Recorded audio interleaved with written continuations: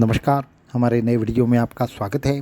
तो दत्त जयंती के दिन होने वाले दीक्षा दिन के बारे में अगर आप जानना चाहते हैं, अगर आप दत्त जयंती के दिन होने वाले यूट्यूब लाइव के बारे में जानना चाहते हैं, साथ में ही अगर आप दत्त जयंती के निमित्त कुछ साधना करना चाहते हैं, तो दत्त जयंती के दिन किस तरीके से साधना करनी है, उसकी विधि क्या रहेगी, कब आपको साधना करनी है और क्या क्या साधना करनी चाहिए, ये सब चीज़ें आप जानना चाहते हैं तो इस वीडियो को एंड तक देखना ना भूलें। साथ में ही हमारे चैनल को सब्सक्राइब करना, वीडियो को लाइक करना और ज़्यादा से ज़्यादा लोगों तक इन्हें पहुंचाना ना भूलें। तो वीडियो को शुरू करते हैं। तो दत्त जयंती ये सभी दत्त भक्तों के लिए एक पावन अवसर है। यहाँ तक के सभी प्रकार के गुरु परंपराओं में, हमारे भारत के सभी परंपराओं में, प्राचीन परंपराओं में ये दत्त जयंती का अवसर अत्यंत विशेष अवसर है।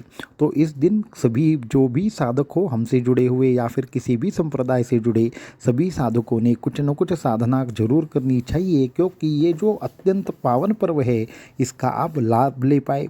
तो हमारे यहाँ पे कैसा दिनक्रम होगा और किस तरीके से चीज़ें होगी, ये थोड़ा सा हम एक के बाद एक बताना चाहेंगे। तो हमारा जो दिनक्रम है वो सुबह 4 बजे से शुरू होगा। जो दीक्षा की तैयारी होगी वो सुबह 4 बजे से शुरू होगी और बाकी की हमारी जो नित्य उपासना रहती है वो भी शुरू होगी। तो 4 बजे से लेकर ये 5 साढ़े 5 बजे तक ये पूर्व तैयारी चलती है। 5:30 बजे के बाद जो बीज मंत्र दीक्षा और शक्तिपात दीक्षा है उसका संकल्प और बाकी की जो विधि करनी पड़ती है उसकी शुरुआत 5:30 बजे होगी।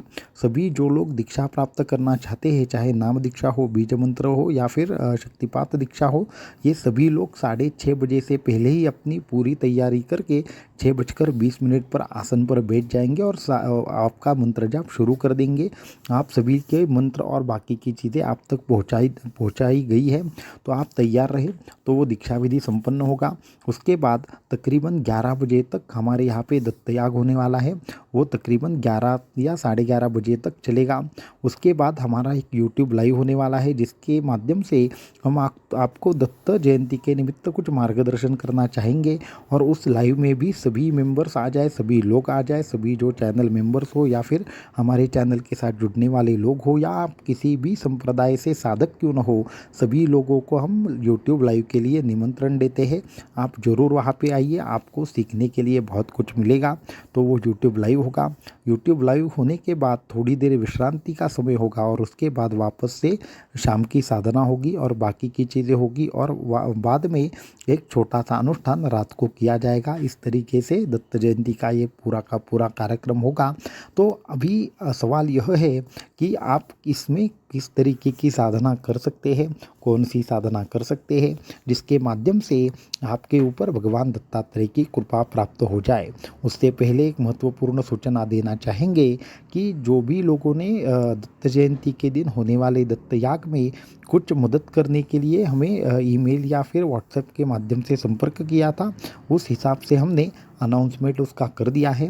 तो अभी तक आपको किसी भी प्रकार से इस जो ये पूरा यज्ञ कार्य होने वाला है इसके लिए कुछ भी आपको सहायता करनी है, आप भी इसमें किसी न किसी प्रकार से पार्टिसिपेशन चाहते हैं, आपके ऊपर भी भगवान दत्तात्रेय का आशीर्वाद प्राप्त हो यह चाहते हैं, तो इस यज्ञ कार्य में ज़रूर आपकी कुछ ना कुछ मदद करें।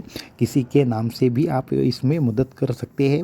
उस व्यक्ति के नाम का संकल्प किया जाएगा, चाहे उसको किसी भी प्रकार से हेल्थ इशू हो या फिर उसके कार्य नहीं हो रहे हो या आप उस व्यक्ति का कल्याण चाहते हो, तो उस विशिष्ट व्यक्ति के नाम से भी आप दत्तयाग में क्या कर सकते हो, संकल्प करवा सकते हो। तो ये हुई दत्तयाग की बात। अभी हम उपासनाओं की ओर चलते हैं।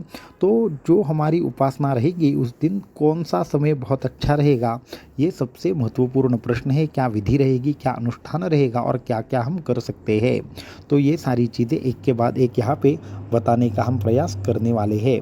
तो सबसे महत्वपूर्ण बात यह है, यहाँ पे हम ऐसी एक दिन में सिद्ध होने वाले कुछ दत्त उपासना बताएंगे जिसके माध्यम से आप सभी लोग क्या कर सके, ये सारी उपासनाएं करके अपने अपने जो भी कार्य है फंसे पड़े हो वो निकाल सके और आपके ऊपर भगवान दत्तात्रेय की कृपा प्राप्त हो जाए। तो तो एक एक करके हम उपासना बताएंगे। तो सबसे महत्वपूर्ण और आसान उपासना यह है कि आप क्या कर सकते हैं, सप्तशती गुरु चरित्र सार जो है उस सप्तशती गुरु चरित्र सार का एक पारायण कर सकते हैं, जो एक गुरु चरित्र के पारायण के बराबर ही है। अगर आपको ज़्यादा समय ना हो तो आप क्या कर सकते हैं, सप्तशती गुरु चरित्र सार का पारायण कर सकते हैं और ये ऑनलाइन भी अवेलेबल है। तो सप्तशती गुरु चरित्र सार का पारायण करना ये हो गया। इसको छोड़कर हम आपको बताएंगे कि अगर आप 51 अध्याय के 11 पार पाठ करते हैं तो भी आपके ऊपर भगवान दत्तात्रेय की अवश्य कृपा बनी रहेगी। तो 51 अध्याय के 11 पाठ करना ये दूसरी उपासना हुई। अभी आपको कौन सी उपासनाएं करनी है ये आप खुद निश्चित कर लो। उसको छोड़कर गुरु गीता का 11-12 पाठ कर सकते हैं। तो गुरु गीता गुरु चरित्र के अंतर्गत ही आती है, परंतु भगवान दत्तात्रेय की तंत्र शक्ति की एक प्रकार से उपासना है। तो ये उपासना करने से भी इसके अत्यंत अद्भुत और दिव्य लाभ प्राप्त होते हैं। तो 11 बार आप क्या कर सकते हैं, गुरु गीता का पाठ कर सकते हैं। तो ये और एक उपासना हुई। इसको छोड़कर दत्तात्रेय भावसुधा स्तोत्र के तकरीबन आपको 21 पाठ करने हैं। दत्तात्रेय भावसुधा स्तोत्र एक अप्रतिम स्तोत्र है जिससे समस्त प्रकार के मंगल कामनाएं पूर्ण होती है, समस्त प्रकार की मंगल चीज़ें सिद्ध होती है, समस्त प्रकार के अमंगल का नाश होता है, तंत्र मंत्रों के बाधाओं का नाश होता है। ऐसा दिव्य मंगल स्तोत्र है। आप उस स्तोत्र के भी पाठ कर सकते हैं। ये भी एक दिन में सिद्ध होने वाली उपासना है। इसको छोड़कर अगर आपके पास दत्त यंत्र है तो आप दत्त यंत्र के ऊपर 1008 बार ओम दराम दत्तात्रेयाय नमः इस मंत्र से आप उस दत्त यंत्र के ऊपर अभिषेक कर सकते हैं और वो जो अभिषेक होगा वो आपके दत्त यंत्र को सिद्ध करेगा और आपके ऊपर भगवान दत्तात्रेय की कृपा बनी रहेगी। और ये जो मंत्र है वह अत्यंत अद्भुत और असरदार तरीके से कार्य करता है, इसलिए इस मंत्र के माध्यम से आपके ऊपर भगवान दत्तात्रेय की कृपा होगी। इसको छोड़कर और एक आसान उपासना हम बताना चाहेंगे। जो दत्त यंत्र है उसके ऊपर आप जो दत्त गायत्री मंत्र है उसके माध्यम से आप, या फिर दूसरा एक मंत्र हम बोलेंगे उस मंत्र के माध्यम से भी आप अभिषेक कर सकते हैं। वो जो दूसरा मंत्र है, पहला है ओम दराम दत्तात्रेयाय नमः, या फिर आप दत्त गायत्री मंत्र ले लीजिए, या फिर और एक मंत्र हम बताना चाहेंगे ओम नमो भगवते वासुदेवाय दत्तात्रेयाय नमः। तो ओम नमो भगवते वासुदेवाय दत्तात्रेयाय नमः ये भी एक अद्भुत मंत्र है। शायद आपने ये मंत्र कहीं पे सुना ना हो, परंतु इस मंत्र के माध्यम से अगर आपने क्या किया, अगर अभिषेक किया या फिर ये दत्त यंत्र के सामने खड़े रहकर दत्त यंत्र खड़ा रखकर अगर उसके सामने आपने साधना की तो आपको ये मंत्र विशेष फलदायी होगा। और इसको छोड़कर और आप क्या कर सकते हैं वो भी हम एक दो और चीज़ें बताना चाहेंगे, उसके बाद विधि को और चलते हैं। तो आप इसको छोड़कर और दो चीज़ें कर पाएंगे। एक तो दत्त बावनी करके एक ये रहता है, स्तोत्र रहता है, तो उसका पाठ आप कर सकते हैं और उसके माध्यम से आपके समस्त प्रकार के जो कार्य है वह सिद्ध होने लगते हैं। आपके एक संकल्प शक्ति आ जाती है, ऐसा आप कर सकते हैं। या फिर अंत में आपको एक अद्भुत उपाय बताना चाहेंगे। आप जो दत्तमाला मंत्र है उस दत्तमाला मंत्र की तकरीबन आप 108 बार दत्तमाला मंत्र सिर्फ करिए और उसके बाद ओम दराम दत्तात्रेयाय नमः इसका आप हवन कीजिए, वो भी 108 बार। तो ये सिर्फ प्रयोग करने से आपके सभी प्रकार के कार्य पूर्ण होंगे, सभी मनोकामनाएं पूर्ण होगी, सभी प्रकार के संकल्प सिद्ध होंगे। तो इसके लिए समय अच्छा कौन सा है, तो ये जो पूरा का पूरा दिन है वो पूरा का पूरा दिन ही बहुत उत्तम है सभी प्रकार के उपासनाओं के लिए। परंतु आपको करना ये है कि सुबह 4 बजे से लेकर 6-6:30 बजे के बीच का जो समय है उसमें आप ये सारी चीज़ें कर सकते हैं। और अगर आपको सुबह समय नहीं है तो आप शाम को 6 बजे से लेकर 8 बजे के बीच में ये किसी भी मंत्र का जाप कर सकते हो, किसी भी प्रकार के बाकी के चीज़ों का जाप कर सकते हो। इसको छोड़कर आप 2 लोगों को या 3 लोगों को कल खाना जरूर खिलाइए, भगवान दत्तात्रेय को अर्पित कर रहे हैं इस तरीके से खिलाइए। और जो भी अनुष्ठान आप करेंगे तो वो अनुष्ठान करने के साथ में ही आपको और एक चीज़ करनी है, करुणा त्रिपदी का 11 बार या 8 बार या फिर 7 बार पाठ करना है। 7, 8 या 11 बार करुणा त्रिपदी का पाठ जरूर करना है और घोर कष्टोद्धरण स्तोत्र का 3 बार पाठ करना है। तो इस क्रम से अगर आप साधना करेंगे तो आपके ऊपर भगवान दत्तात्रेय की बड़ी कृपा होगी और आपके समस्त प्रकार के कार्य है वो ऐसे ही सिद्ध होना शुरू हो जाएगा। तो जिस तरीके से चीज़ें ये हमने बताई है उस तरीके से करना है। अभी आपको आगे क्या करना है, थोड़ा सा क्रम समझ के लीजिए। आपने एक बार समय निश्चित कर लिया, सुबह बैठना है या शाम को बैठना है।